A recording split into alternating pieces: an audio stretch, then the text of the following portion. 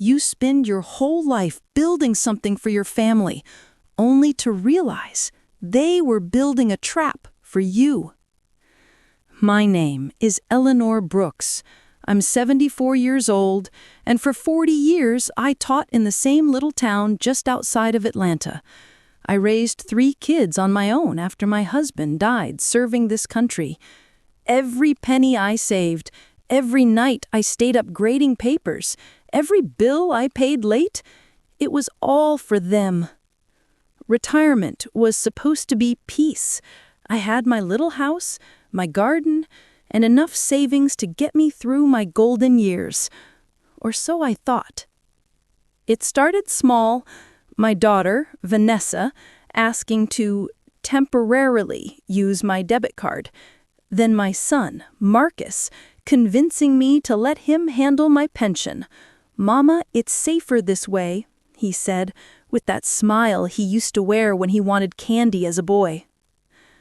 But something about the way his wife looked at me that day, the smirk, the whisper, it stuck with me. Still, I trusted them, because that's what mothers do. They trust their children more than themselves. Then, one morning, I got a call from the bank. "Mrs. Brooks," the man said, "are you aware your account's been closed?" My heart stopped, cold. "Closed?" I said. "I didn't close anything." He hesitated. "It was signed by your son." I remember sitting on the floor, my hand trembling, staring at the phone like it had spoken a curse. Every dollar, gone. My pension, my savings, the small inheritance from my mother, all of it vanished like it never existed. I called Marcus, no answer. I called Vanessa, straight to voicemail. It was like my own blood had ghosted me. Days turned into weeks. The lights went out, the fridge emptied, and for the first time in my life, I had to ask a neighbor for food. One night, sitting in the dark, I looked at the family pictures on my wall, the graduation caps, the birthdays, the smiles, and I whispered to myself, if they took everything I have, then I'm taking back everything they think they own. That night, Eleanor Brooks stopped being a victim and started becoming the storm her family never saw coming. For more real stories of pain, truth, and redemption, subscribe now and hit the bell icon. Your support keeps these voices alive.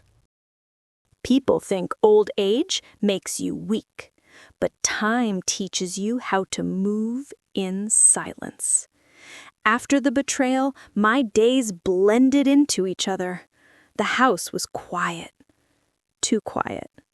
Sometimes I'd catch myself listening for their laughter, but all I heard was the creak of the floorboards and the hum of an empty fridge. My neighbor, Miss Geraldine, started checking on me. One morning she said, "Eleanor, you need to do something. This ain't right." I nodded slowly. "Oh, I will. Just not the way they expect." I started by visiting the bank. The clerk looked nervous when I handed her my ID. "Mrs. Brooks," she whispered, "your son withdrew the funds using power of attorney. He said you couldn't manage your finances anymore." I smiled politely, even though my blood boiled. "Is that so?" I said. "Then he won't mind when the police see those signatures." What they didn't know was that years ago, I'd taken a course on fraud prevention at the school. I knew how to track paper trails. I knew how to request transaction logs. I knew exactly what kind of mistake greedy people make. They always leave fingerprints in ink.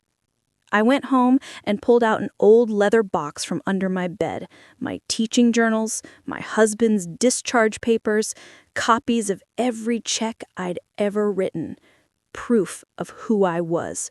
Proof that my name still meant something. Every night I wrote notes under the soft light of my lamp. Dates, bank slips, phone calls, screenshots from the statements Miss Geraldine helped me print at the library.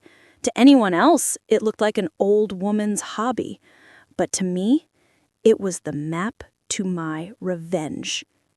2 weeks later, I paid a visit to the county clerk's office. "Ma'am," I said sweetly, "I'd like to file a complaint for identity theft and elder exploitation." The young officer raised an eyebrow. "Do you have evidence?" I slid a folder across the counter, neatly labeled Exhibit A. My children's lies. He looked through it and said, "Mrs. Brooks, this is enough to start an investigation." I smiled for the first time in months. "Good," I whispered, "because they think I'm still sitting in the dark." That night, finally, Marcus called. His voice was casual. "Hey, Ma, just checking on you. Everything okay?" I looked out my window, the moonlight reflecting off my silver hair. I didn't, because when the sun rose, he'd learned that betrayal looks different when your mother teaches the law and lives by justice. For more real stories of pain, truth, and redemption, subscribe now and hit the bell icon. Your support keeps these voices alive. Justice doesn't always knock. Sometimes it walks right through the front door. The next morning, a knock echoed through the house Marcus had just remodeled with my money. He opened the door, still half asleep, and froze when 2 federal officers flashed their badges. "Marcus Brooks?" "Yeah." "You're under investigation for elder exploitation, forgery, and financial abuse." He laughed at first. "This some kind of joke?" But the look on their faces told him otherwise. Vanessa came running down the stairs, robe tied tight, confusion in her eyes. "What's going on?" One officer held up the file I'd spent weeks building. "Ask your mother." I stepped out from the car, cane in hand, dressed in the same Sunday suit my husband once called my armor. Marcus's jaw dropped. "Mama, you did this?" I looked him straight in the eye. "No, baby, you did this. I just stopped pretending not to see it." The neighbors gathered, whispering. I kept walking past them, slow, steady, proud. My heart ached, but my soul was finally breathing again. Weeks later, the case made it to court. I took the stand, my hands trembling, but my voice steady. I taught my children about honesty, hard work, and respect. I never thought I'd be teaching them what justice feels like. Marcus sat behind the defense table, head down. I could see the boy he once was, the one who used to cry when he scraped his knees, not when he got caught stealing. The judge asked if I wanted to recommend sentencing. I paused, then said, "Your Honor, I don't want revenge. I want awareness. Make them repay what they took, not to me, but to every senior they think they can fool." The courtroom fell silent. Even the air felt still. The judge nodded slowly. "Mrs. Brooks, your strength is remarkable." I smiled faintly. "It's not strength, Your Honor. It's survival." The gavel came down. Marcus and Vanessa were sentenced to probation, restitution, and mandatory service teaching financial responsibility to senior citizens. Poetic, isn't it? Months later, I sat on my porch, a cup of tea in hand.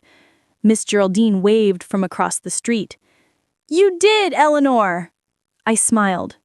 "No, baby. Justice did it. I just gave her a ride." I looked at the sunset, the same sky I used to pray under when everything felt lost. And I whispered, "You took my money, but you couldn't take my peace." Because real freedom, the kind I fought for, can't be stolen. It's earned.